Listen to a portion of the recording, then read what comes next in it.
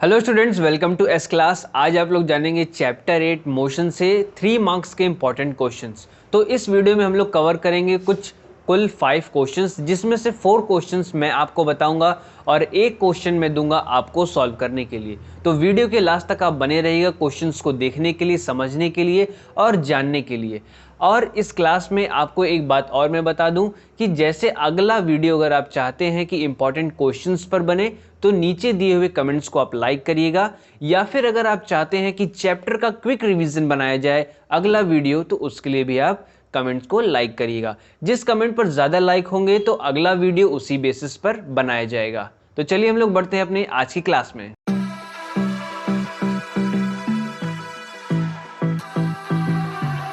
तो आइए देखते हैं अपने सबसे पहले क्वेश्चन की तरफ। पहले क्वेश्चन में क्या दे रखा है और क्या क्या चीज़ें इसमें हमसे पूछी गई है। तो सबसे पहला क्वेश्चन कैसा है, ग्राफ का। जैसे कि इसके पहले के जो इंपॉर्टेंट क्वेश्चन थे उसमें कमेंट आया था कि हमें कैसा क्वेश्चन चाहिए ग्राफ का। तो यहाँ पर कैसा क्वेश्चन सबसे पहले प्रेजेंट किया गया, ग्राफ क्वेश्चन। और इसमें जो आपको क्वेश्चन दिया जाएगा वो भी ग्राफ पर ही बेस्ड रहेगा, तो आप बने रहिए। तो देखिए इसमें सबसे पहले क्या पूछा है कि how will you show that the slope of displacement time graph gives the velocity of the body.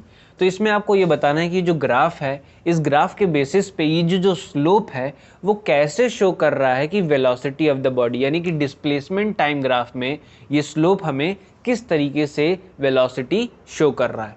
तो इस स्लोप के हिसाब से देखा जाए, स्लोप के हिसाब से आप देखेंगे तो ये क्या कह रहा है कि जो हमारा कौन सा स्लोप है, slope P Q. Slope P Q क्या है हमारा, slope P Q is equal to हम लोग क्या लिख सकते हैं, tan थीटा लिख सकते हैं। tan थीटा क्यों लिख सकते हैं, क्योंकि ये डिस्प्लेसमेंट टाइम ग्राफ पर डिपेंड कर रहा है। और इसमें क्या शो कर रहा है कि पी क्यू के जो इस तरफ आप देख सकते हैं परपेंडिकुलर अपॉन बेस, तो यहाँ पर हम लोग क्या शो करेंगे, tan थीटा, क्योंकि उसमें क्या शो हो जाएगा, परपेंडिकुलर अपॉन बेस। तो इसको हम लोग क्या लिख सकते हैं, tan थीटा लिख सकते हैं। जिसके प्लेस पर हम लोग क्या लिख सकते हैं, जिसके प्लेस पर हम लोग लिख सकते हैं कि हमारा S2 माइनस S1, यानी कि S2 minus S1 upon T2 minus T1, ये क्या है हमारा, ये हमारा है QR बाई PR। क्लियर, ये जो हमारा परपेंडिकुलर अपॉन बेस का पॉइंट है। क्लियर। और इसमें आप देखेंगे कि जब S2 minus S1 upon T2 minus T1 रखा गया है तो ये दोनों पॉइंट्स क्या हैं, जब आप देखेंगे कि T2 माइनस T1 ये क्या है, हमारा टाइम शो कर रहा है, और S2 माइनस S1 हमारा क्या शो कर रहा है, डिस्प्लेसमेंट शो कर रहा है। तो सिंपली हम लोग इसमें क्या कह सकते हैं, सिंपली हम लोग कह सकते हैं ये क्या हो रहा है हमारा, displacement upon time, displacement upon time. ये बात हो गई क्लियर। तो आप लोग इसके पहले भी क्लासेस में जाने होंगे कि स्पीड इज इक्वल टू क्या होता है, डिस्टेंस अपॉन टाइम होता है। तो वहाँ पे जो फॉर्मूला था स्पीड के लिए रखा गया था डिस्टेंस अपॉन टाइम। तो यहाँ पर हमको क्या फाइंड करना है कि वेलोसिटी किस तरीके से ये स्लोप शो कर रहा है। तो आप जान रहे हैं कि इस स्लोप में हमें क्या पता चल रहा है कि डिस्प्लेसमेंट पता चल रहा है और टाइम पता चल रहा है, जो कि इस तरीके से निकाला गया है। तो इसका मतलब जो हमारा P और Q का ये जो स्लोप है वो क्या है, हमारी वेलोसिटी। वो क्या है, वेलोसिटी। अब इसमें आप देख रहे होंगे कैसी वेलोसिटी शो कर रही है, यूनिफॉर्म वेलोसिटी शो कर रही है। क्लियर, ये बात आपको क्लियर होगी किस तरीके से इसमें इस ग्राफ के थ्रू हमने क्या निकाला, वेलोसिटी बताया किसका, P और Q इस स्लोप का। क्लियर। अब इसके बाद हम लोग बढ़ते हैं अपने नेक्स्ट क्वेश्चन पर। अगर आप इसको नोट डाउन करना चाहते हैं तो वीडियो को पॉज करके नोट डाउन कर सकते हैं। तो इस सेकंड क्वेश्चन में देखते हैं क्या क्या पूछा गया और क्या क्या इसमें दे रखा है। तो सेकंड क्वेश्चन का आंसर इसलिए लिख दिया कि जिससे आसानी हो, ज़्यादा टाइम ना वेस्ट हो। तो इसमें आप देख सकते हैं सेकंड क्वेश्चन में क्या पूछा है, what is the difference between uniform and non uniform velocity. Class के दौरान तो आपने इसे पढ़ा ही होगा, पर एग्जाम से पहले इसको रिवाइज करना अच्छा रहेगा, जिससे आपके दिमाग में ये बात बैठ जाए कि यूनिफॉर्म और नॉन यूनिफॉर्म में डिफरेंस क्या है। ये क्वेश्चन पूछा जा सकता है। तो इसमें आप सिंपली याद रखेंगे कि क्या हो रहा है, यूनिफॉर्म के केस में जब भी कोई ऑब्जेक्ट है वो कैसे कर रहा है, ऑब्जेक्ट कोई भी डिस्टेंस क्या करेगा, जब कवर करेगा तो वो कैसी होगी, इक्वल होगी, और उसका टाइम कैसा होगा, वो भी क्या होगा, इक्वल होगा। किस केस में ऐसा होगा, हमारे यूनिफॉर्म के केस में। यूनिफॉर्म वेलोसिटी में equal time in equal interval. Clear, equal distance cover होगा इन इक्वल इंटरवल ऑफ के टाइम में। Clear, in a specific direction. इस चीज को भी आपको पॉइंट में रखना है कि स्पेसिफिक डायरेक्शन 3 पॉइंट्स हैं आपको जिसको याद रखना है। पहला क्या है वो हमारा इक्वल डिस्टेंस है, दूसरा पॉइंट क्या है हमारा इक्वल इंटरवल ऑफ टाइम है, और तीसरा पॉइंट क्या है स्पेसिफिक डायरेक्शन है। तो ये 3 पॉइंट अगर आपके माइंड में क्लियर रहेंगे तो आपको याद रहेगा कि यूनिफॉर्म और नॉन यूनिफॉर्म के बीच का क्या डिफरेंस है। क्लियर? इसमें आप एग्जाम्पल भी ऐड कर सकते हैं। एग्जाम्पल क्या ऐड कर सकते हैं कि कोई भी ऑब्जेक्ट है, लेट सपोज ऑब्जेक्ट न लेकर के अपने दोस्तों यारों का आप नाम ले सकते हैं। तो उसमें क्या रहेगा कि आपको याद रहेगा कि मैंने अपने दोस्त के नाम से याद किया था, ऐसी ऐसी बात थी, तो वो कैसा था, यूनिफॉर्म वेलोसिटी मूव कर रहा था। लेट सपोज इसमें हम लोग क्या लिख लेते हैं कि Kunal moves 40 kilometre per hour in west. Clear? काफी तेज मूव कर रहा है in 40 kilometre hour in west, यानी कि एक ही डायरेक्शन में 40 किलोमीटर आवर की स्पीड से क्या कर रहा है, मूव कर रहा है।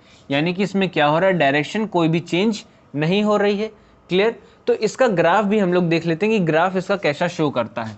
तो यूनिफॉर्म वेलोसिटी का ग्राफ कैसा होता है, इधर वेलोसिटी शो होती है और इधर टाइम शो होता है, और इसका ग्राफ कुछ इस तरीके से जाता है एकदम स्ट्रेट पाथ में।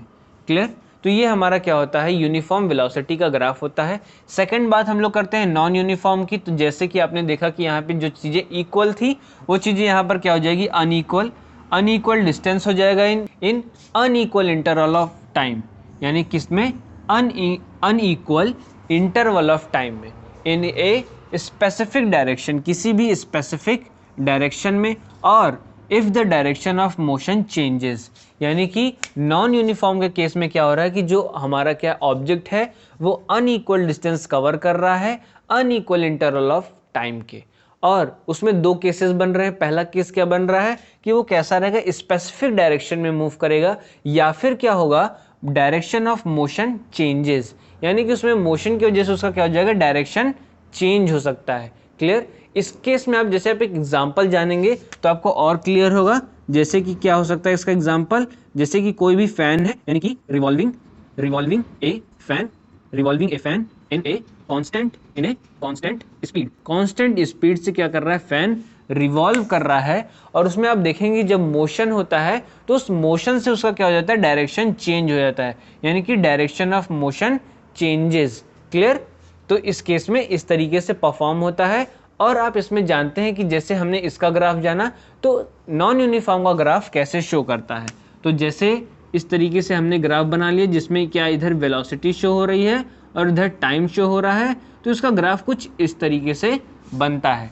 क्यों इस तरीके से बनता है, क्योंकि इसकी जो अनइक्वल डिस्टेंस और अनइक्वल इंटरवल ऑफ टाइम की वजह से। क्लियर? अब हम लोग बढ़ते हैं अपने नेक्स्ट क्वेश्चन को। तो इस क्वेश्चन को देख लेते हैं। इस क्वेश्चन में क्या कह रहा था, motorcyclist drives from A to B with uniform speed of 30 kilometre per hour and return back with the speed of 20 kilometre per hour, finds his average speed. कई बार क्या होता है, आप इसको जल्दीबाजी में पढ़ेंगे और ध्यान नहीं देंगे और इसका एवरेज स्पीड निकाल लेंगे कितनी, 25 किलोमीटर पर आवर, पर वो क्या है, गलत है। तो आइए देखते हैं इसका सही आंसर क्या है और कैसे इसको सॉल्व करना है। क्लियर? तो सबसे पहले आप इसमें देख लीजिए क्या कह रहा है कि मोटरसाइकिलिस्ट ड्राइव करता है फ्रॉम ए टू बी। तो हम लोग लेट सपोज मान लेते हैं एक पॉइंट यहाँ से एक पॉइंट यहाँ तक, ये पॉइंट क्या हो गया हमारा, ए से बी तक का पॉइंट हो गया, with a uniform speed of 30 kilometre per our की। यानी कि जब ये ड्राइवर मोटरसाइकिलिस्ट जब इस पॉइंट से चलता है तो कितनी स्पीड से चलता है, 30 किलोमीटर पर आवर की स्पीड से चलता है। Clear? And return back with A speed of 20 kilometre per our, यानी कि जब यहाँ बी से जब ये रिटर्न होता है तो कितनी स्पीड होती है, 20 किलोमीटर पर आवर की स्पीड होती है। अब हमें क्या बताना है, फाइंड इट्स एवरेज स्पीड। तो इस बीच आपने देखा होगा कि यहाँ से यहाँ तक की जो दूरी है, यानी कि जो डिस्टेंस है वो इस क्वेश्चन में गिवन नहीं है।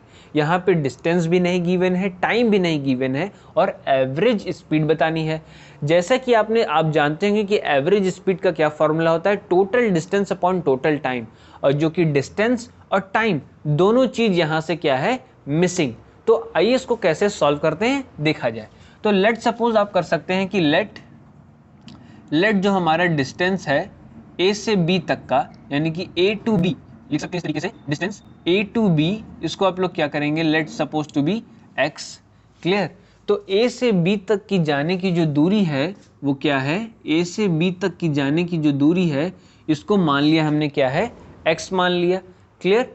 तो उसी हिसाब से अगर देखा जाए तो B से A तक की आने की दूरी भी क्या हो जाएगी, x हो जाएगी। क्लियर।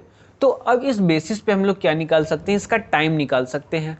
तो टाइम का फॉर्मूला आपको पता होगा कि टाइम इज इक्वल टू क्या होता है, डिस्टेंस अपॉन स्पीड। तो डिस्टेंस हमारे पास क्या है इस समय, x है।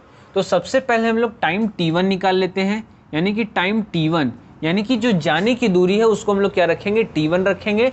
तो यहाँ पर क्या हो जाएगा, डिस्टेंस अपॉन स्पीड आप लोग जानते हैं। तो डिस्टेंस हमारा कितनी है, x, और स्पीड इसकी जाने की कितनी है, 30 किलोमीटर पर आवर। तो ये हमारा क्या हो गया, टाइम t1 हो गया। फिर इसके बाद टाइम t2 निकाल लेते हैं। तो t2 क्या हो जाएगा हमारा, जो डिस्टेंस हमारी क्या है x, और आने की स्पीड कितनी थी, 20 किलोमीटर पर आवर की।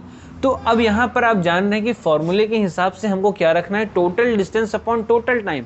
तो जब आप यहाँ पर एक साइड में निकाल लेता हूँ कि टोटल डिस्टेंस जब आप करेंगे, जब टोटल डिस्टेंस आप करेंगे, लिख देता हूँ मैं टोटल डिस्टेंस, तो क्या हो जाएगा आपका 2x हो जाएगा।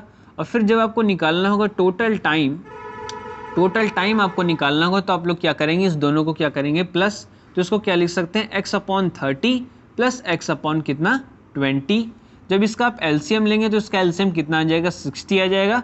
और 32 60 हो जाएगा, 32 जा 60, तो इसको 2x, और प्लस इसको कितना लिख सकते हैं, 23 जा 60, तो इसको क्या लिख सकते हैं, 3x। तो यहाँ से आपको क्या आ गया, 5x बाई 60। क्लियर। यहाँ से आपको क्या मिल गया, टोटल टाइम मिल गया। टोटल टाइम आपका कितना आ गया, 5x बाई 60।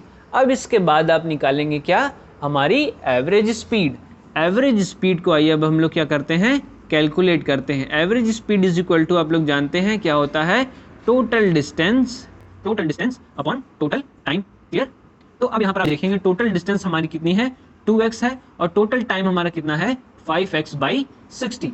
तो इसको और आसानी से सॉल्व करने के लिए क्या कर सकते हैं हम लोग, 2x इंटू 60 बाई 5x। अब ये 60 क्या हो गया, ऊपर चलाया, तो x से x आप क्या कर सकते हैं, कैंसल आउट, और इसको किससे कर सकते हैं, 5, 1 और 2, यानी कि 12 5 जा 60 होता है। तो उसी तरीके से आप इस तरीके से इसको क्या कर सकते हैं, कट आउट। और 12 इंटू 20, 12 इंटू 2 इक्वल टू क्या हो जाएगा हमारा, 24 किलोमीटर पर आवर। क्लियर। तो यहाँ पर आपने देख लिया किस तरीके से इसकी आंसर क्या आ चुका है, 24 किलोमीटर पर आवर।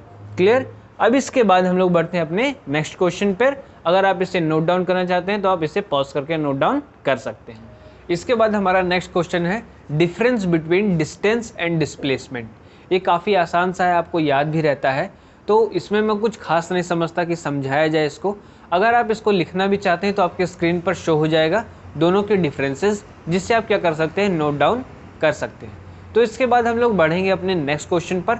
अगर आपको इसमें फिर भी डाउट लगता है कि नहीं इसमें समझाना चाहिए या समझना चाहिए, तो आप कमेंट्स में ज़रूर बताइएगा, तो इसको अगली क्लास में डिस्कस कर लिया जाएगा एक बार ज़रूर। तो देखिए नेक्स्ट क्वेश्चन क्या दे रखा है। नेक्स्ट क्वेश्चन ग्राफ पर बेस्ड है। इसमें क्या क्या रखा है, identify the following graph and answer the questions.